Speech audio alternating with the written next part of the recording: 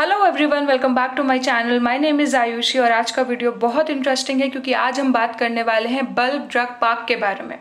दोस्तों, अगर मैं आपसे ये कहूँ कि इंडिया जो दुनिया भर में one of the largest pharmaceutical industry है, वो चाइना की हेल्प के बिना मेडिसिन नहीं बना सकता। यानी कि इंडिया लार्जेस्ट फार्मास्यूटिकल इंडस्ट्री है दुनिया में, one of the largest, but without the help of China India can not produce medicine.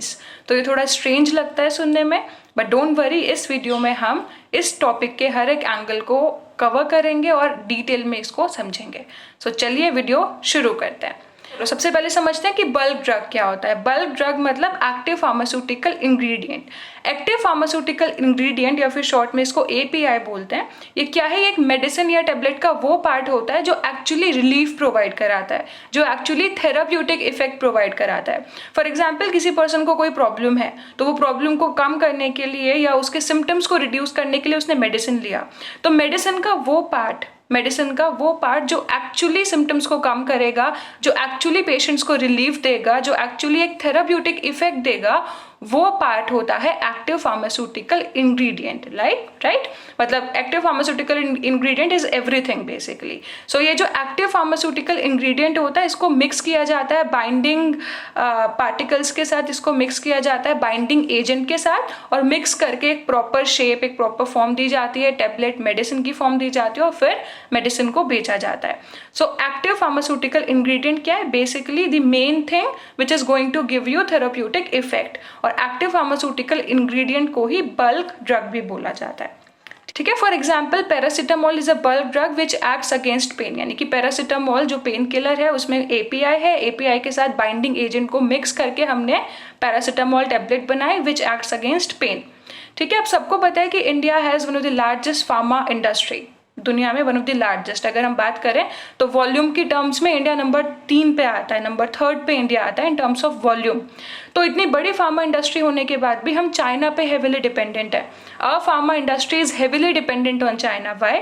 क्योंकि जो एपीआई है, यानी कि active pharmaceutical ingredient, which is actually the main component, actually the main part of a medicine, वो उस चीज़ को India को import करना पड़ता है। जो हमारी टोटल एपीआई रिक्वायरमेंट है, उसका लगभग 90% इंडिया इंपोर्ट करता है।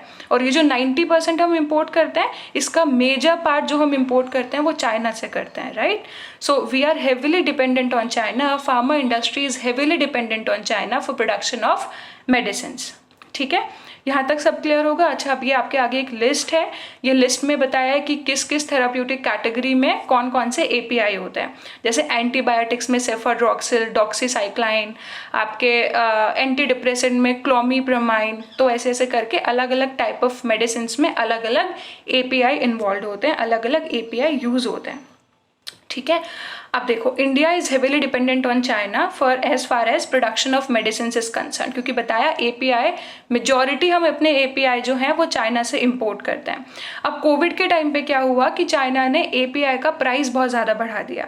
अब एपीआई का प्राइस चाइना ने बहुत ज़्यादा बढ़ाया, तो हमारे यहाँ जो मैन्युफैक्चरर हैं वो एपीआई चाइना से लाए, तो उनको ऑब्वियस सी बात है उनका जो कॉस्ट है वो ज़्यादा बढ़ रहा था, कॉस्ट ज़्यादा था। और कोविड के टाइम पे प्राइसेस नहीं बढ़ा सकते थे क्योंकि बहुत ज़रूरी था कि हर एक आम इंसान तक मेडिसिन पहुंचे। सबको उस टाइम मेडिसिन की ज़रूरत थी, तो आम इंसान को एक स्टेबल प्राइस में मेडिसिन देना बहुत ज़रूरी था। But at the same time manufacturer को एपीआई महंगे रेट में मिल रहा था क्योंकि चाइना से हमें इंपोर्ट करना पड़ता है। तो इंडिया ने बार बार वेरियस टाइम्स, बहुत बार अलग अलग इंस्टेंसेस पे चाइना को अर्ज किया कि प्लीज़ एपीआई के प्राइसेस को स्टेबलाइज करो। ठीक है?